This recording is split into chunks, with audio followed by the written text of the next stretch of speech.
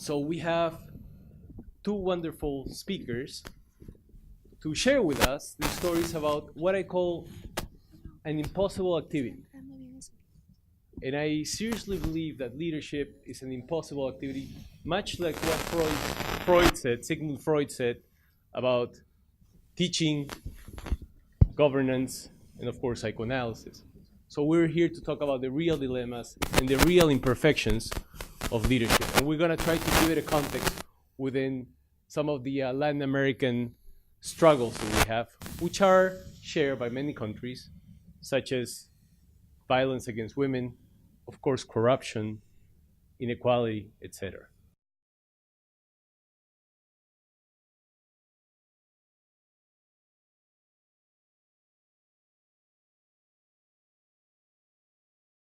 We're going to have a conversation, the three of us, and then maybe in the last 10 minutes, we'll open it up for questions from you guys. Okay? So without further ado, let's come in.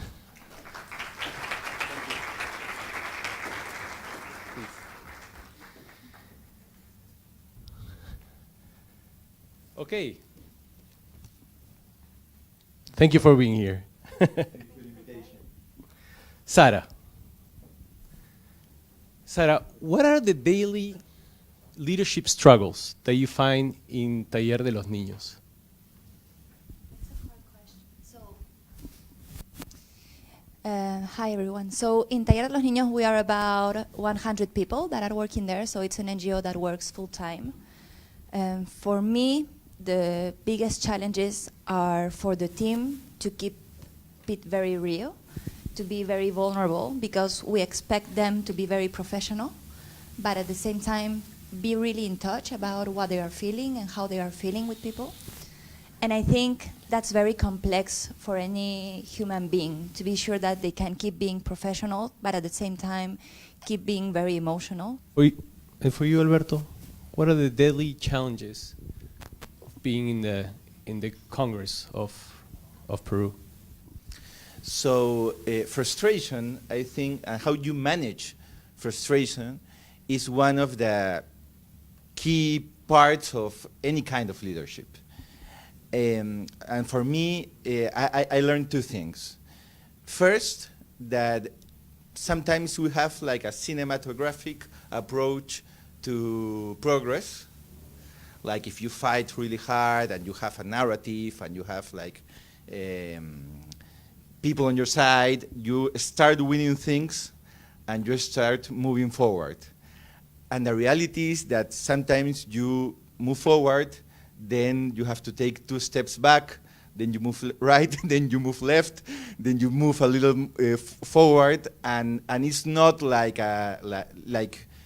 you get to keep the progress you made, but you always have to be defending what you got and try to keep moving your agenda. So it's exhausting. And the second thing I learned that is really connected with that is that it's very easy to develop a cynical approach to stuff. I think that cynicism is a way that sometimes we have to deal with problems and avoid frustration. Mm-hmm. But the thing about cynicism is that it can change you.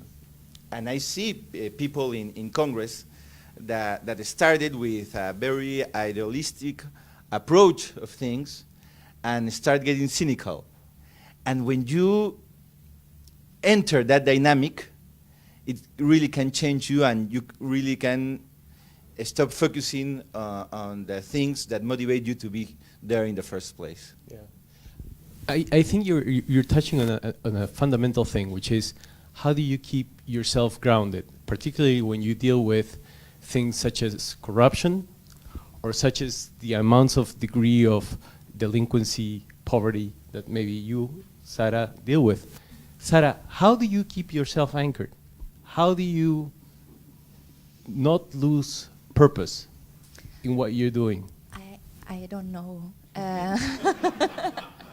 I don't think it's an easy question to answer. I think there are a lot of things to keep in mind. You have to be very true to yourself. I think that's when I think about what I do, I keep repeating me, what is my purpose? Because in the way you can always get lost. Because you meet a lot of people, and you meet a lot of people that can give you different things, and you have to keep it, like your purpose is the one you have in front, and that's where you want to go. So I think it's a work with yourself to make sure that you have your purpose well placed in your mind and in your heart, and that you're able to share it with other people. Because at the end, if it's only your purpose and you're not sharing it with other people, you're not gonna make a good leadership, or you're not gonna make other people help you do what you wanna do. So that's the first thing. The second thing is about being true to your own values. Because as Alberto was saying, I think the corruption that we have in the government is also something that happens in society in general. And people don't understand necessarily that that's corruption. So at the end, for example, when I want to try to work with the local government, we can see little actions of corruption that don't necessarily feel like corruption, but they are. And when you try to address them, immediately you are seen like someone who's an enemy, who is not willing to work together, because you're saying, no, what we are trying to do is not in that way. So I think you have to be very true to your values and surround yourself with people that have the same values. Not necessarily that think the same way that you're thinking.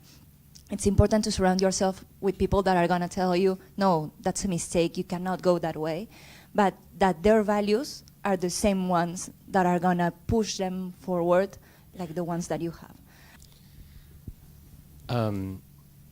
Alberto, one of the things that when I talk to people who are in positions of great authority, like yourself, in politics, or CEOs of companies, they assume that power is something that will be preserved. They assume that the role stays forever. How do you, and I think this is, this will relate to people all over the world, because this dynamic is seen all over the world. How do you remind yourself that it's not you that people are seeking after, but it's the role? Do you think about that? How do you separate yourself from the role that you are having?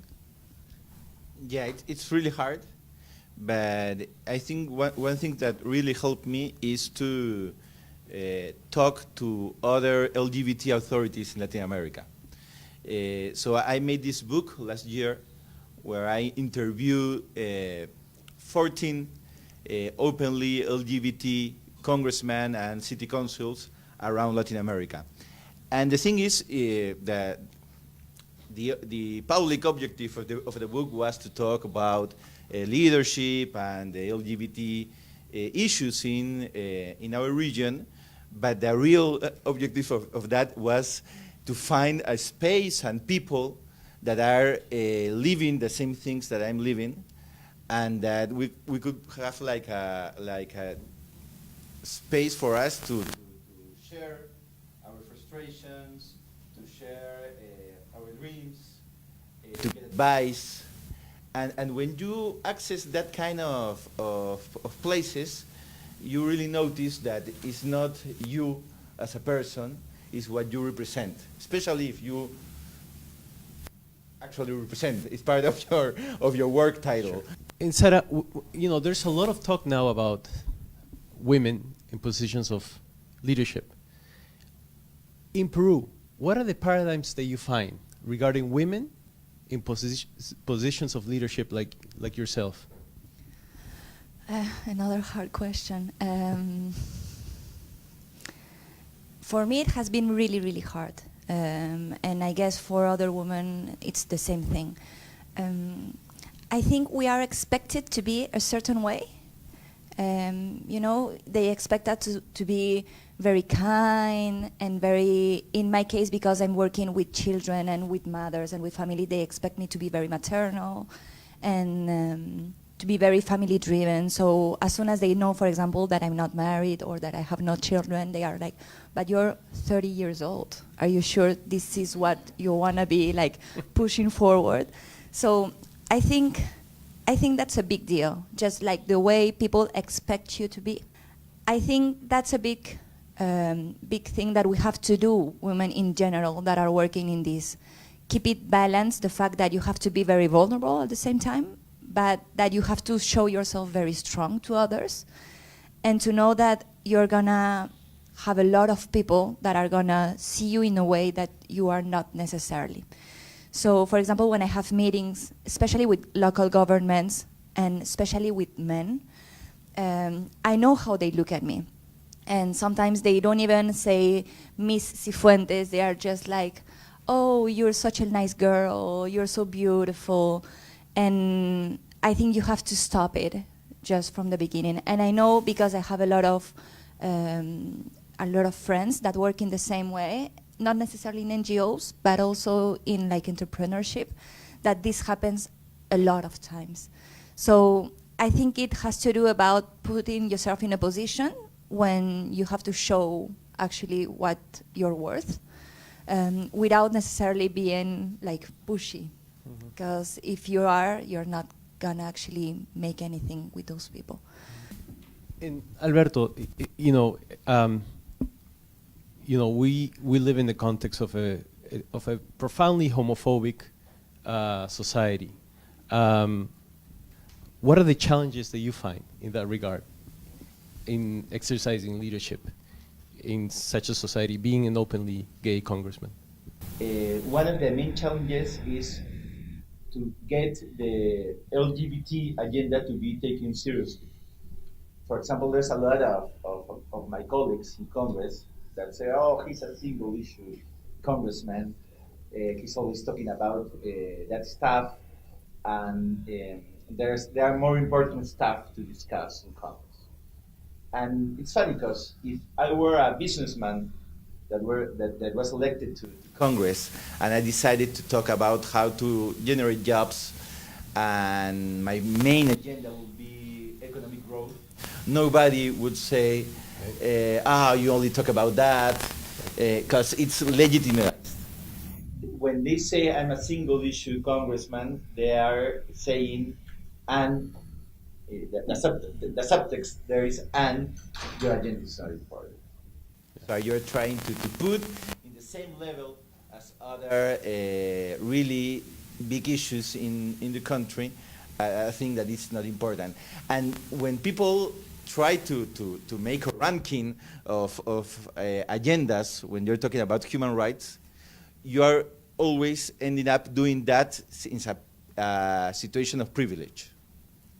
And for me, to really notice and get conscious of that was actually really helpful, because now I try to be really sensitive when we talk about agendas that are not directly mine, like indigenous rights, women's rights, rights of people with disabilities. Mm-hmm. I'm always very self-conscious of trying not to make the same mistake of trying to make a ranking of human rights, saying, okay, this is not so important as this other agenda. One of the things that that comes up a lot, or as an observer that I see a lot, is that dealing with the issues that you guys deal with requires handling a lot of complexity, right? And I think this is a shared idea across cultures. When you guys are trying to change paradigms, whether it's moving society to be to share other values and to challenge some of the established values of this society, homophobia, machismo, all that stuff. That requires a lot of complexity. But people don't like complexity.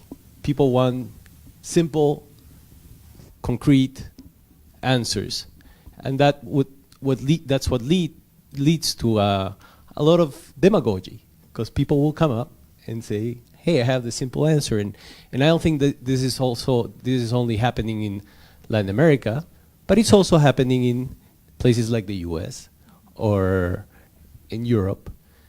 How do you handle that sort of paradox, right? When you are on the field, on the trenches, which is what you guys are doing, you have to deal with a lot of complexity, and yet the people you're trying to mobilize want simple, quick answers. How do you handle that paradox? There's this word in Spanish, in Peruvian slang, called floro. And florero, that person that use floro. Floro is like when you have a lot of speech. BS. No, yeah. Okay, yeah. That's a good way of putting it. So politicians have quite a reputation for that. But it's also really important to try to make a balance between not being a floro maker and not being a demagogue populist. And one issue where you can really measure the level of populism and simple answers that we have in Peruvian politics is women issues and the fight against violence.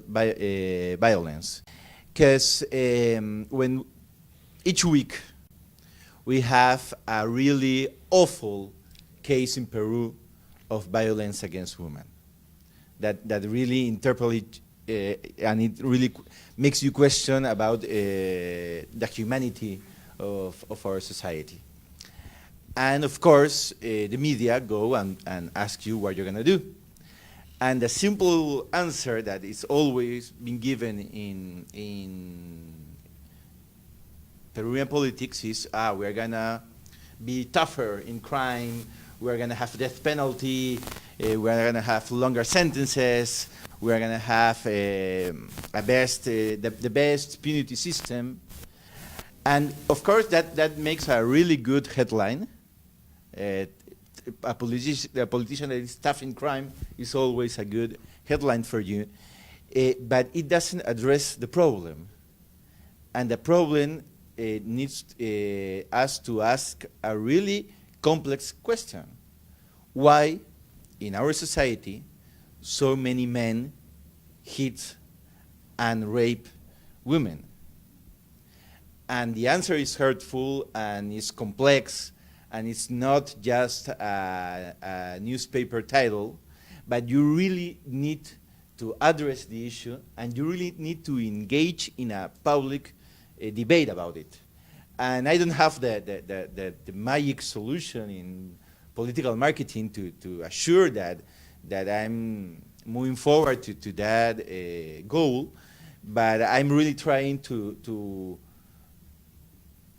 make the case that we not only need to see how we punish the person that commit these kind of crimes, but how we make a culture that these kind of crimes doesn't happen at all. So it's I think a issue that I'm still trying to move forward, because you need to change the politicians' minds. You need to change the way media approach this problem, and of course, you need your constituency to really understand that you are not just making floro. You are trying to really address and answer the real question behind this. I think what Alberto is saying is actually very interesting, because even if it's in the political way, in the social part, we kind of see it the same way. For me, something that has worked a lot is that people expect you in places of leadership to have all the answers all the time. And that is not only very exhausting, but it's impossible to have all the answers and even to have good answers all the time.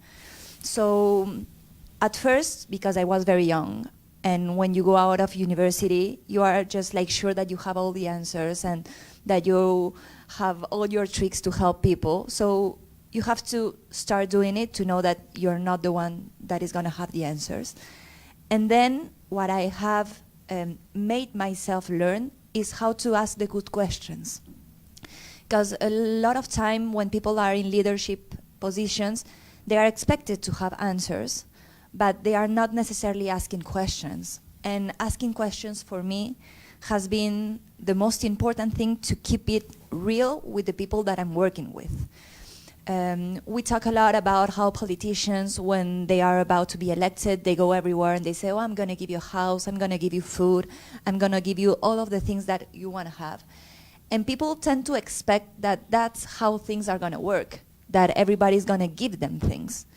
So I think we have a work and we have a role in the place of power, whatever place we have, if it's in a Congress, if it's the president, if it's the CEO of a company, or even someone that just is trying to make a change, to actually, when they want to make a change, to ask the questions about what people are expecting and why they are expecting it. Because you can have the first thing that about necessities. So this is what people need, and this is what people think they need in this moment. But then you have to understand what goes beyond that, and what moves those people to go to those needs.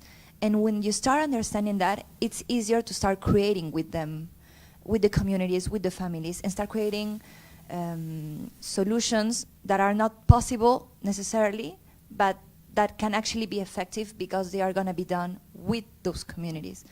So for me, what I think works for me is to make sure that I'm working not for other people, but with other people at all times. Mm-hmm.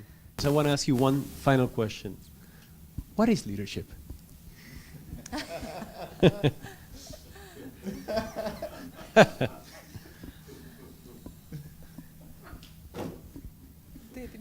You're the experts. The thing is, Juan made me the same question 3 years ago in Georgetown University, and I'm still struggling with the answer. I don't know. I can talk about what some elements of leadership are important to be a good leader, but I think that it's really hard to try to make a concept out of it. But I think that it's a concept of execution. Leadership is necessarily linked to execution and not only to an abstract idea of the concept. Mm-hmm. And for you, Sara? For me, it's also very difficult, but I don't think it's necessarily about execution. I know it's about execution. People have to see you doing things, but for example, or talking, but just like see you doing. But for example, people in the place where I work see me as the leader. So as soon as I'm gonna leave here, I'm gonna go to the NGO and I'm gonna have a lot of people just like asking me questions, trying to make me part of those things. And then in the small groups, I start seeing people that are actually making things work. Those that are working and that nobody is seeing it work.